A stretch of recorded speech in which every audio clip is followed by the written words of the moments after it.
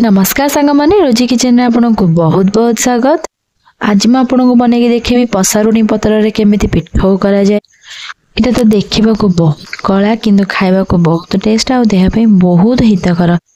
तो आउ के लोक खाइबा को पसंद करनी जदि आपन एई ट्रिक रे बनेबे तो एटा टेस्टी लागिबो आ खाइबा को भी बहुत मजा लागिबो। तो चलंतु हमें देखिबा कोन कोन सब प्रथमे तो पसारुणी पत्र को नै कि भल्ला भाबरे बाछि ता धोई के रखि देथिली।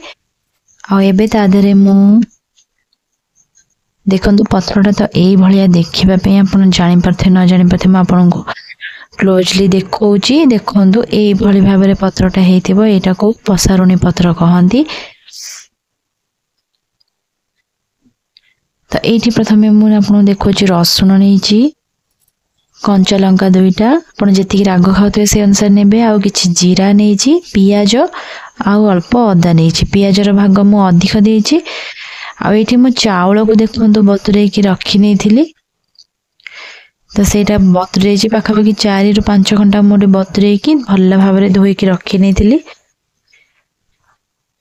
तो एटा बे बतुरे भी जाइची। एबे हमें ब्लेंडिंग जार रे आकु भल्ला भाबरे ब्लेंड करबा सबु को।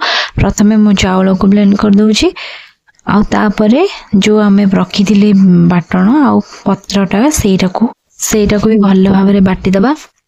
देखंतु बाटी देला परे मु चावल बटा आ से जो पत्र बटाटा को मिसई देची भल्ला भाबरे फेंटी दबा, मिक्स कर दबा। एई भली टाइप रो कलर यार आसी जिवो। तो आको हमें भल्ला भाबरे मिक्स कला परे हमें कोन करबा ना एथिरे चैनल टी को सब्सक्राइब करबा को जमा भी बोलिबे। ऊपर थिबा बेल आइकन टी को टिक कर देबे, लाइक करबे, शेयर करबे आ कमेंट रे निश्चित जणेबे रेसिपी टी आपन को केमिति लागिला।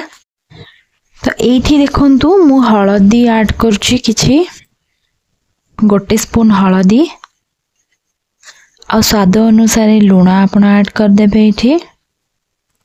ताको हमें भल्ला भाबरे फेंटी दबा। सब बेले मन रखिबे जो पत्रटा नेबे अल्प कि नेबे, गोटे मुठा पाखापाखि बेसी भी नुह नेकी ताको बेसी बाटिले एटा खराब लागे। तो एठी देखंतु मु लंका गुंड को भी ऐड करके एठी बाटुची। जेहेतु मु लंका दुईटा बाटथिले हमर जेहेतु राग अधिक दरकार सेति पई कि मु लंका अधिक देकी बाटथिली। तो आपण जेतिकी राग खाउते से अनुसार ही नेबे। ताको भल्ला भाबरे एम्ति फेंटी दबा। तो देखंतु बाटी साला परे तार टेक्सचरटा केमिति रखिली से एई भली भाबरे टेक्सचर रखिबे, नले आपण जेतले पिठोटा बनेबे एटा बोही जिवो। तो एठी आपण माने देखंतु गोटे तावा को मैं एठी भल्ला भाबरे गरम कर देछि। या परे मैं या परे तेल किछि बुली नउछि। आ जो आण को हमें रखी थिले सेटा को हमें गोटे गोटे छोट स्पून रे आनी के अल्प अल्प के या परे तावा परे दबा, छोट छोट पीस करके दबा। तो देखंतु छोट छोट पीस कर देला परे आरा स्लो फ्लेम रे हमें करिछि मु ताको लेउटै भी सरलानी। तो एमती स्लो फ्लेम रे करके सबू गुड़ा को हम कर देछि। तो एबे हमर पिठो तो रेडी हे गलानी। तो देखंतु एटा खाइबा को गरम गरम बहुत भल लागे आ एटा देखिबा को सिना कला किंतु देह पे बहुत हित आ एटा पार्टी को भी बहुत स्वाद लागे। तो आपण माने निश्चित बनांतु। नेक्स्ट देखाबा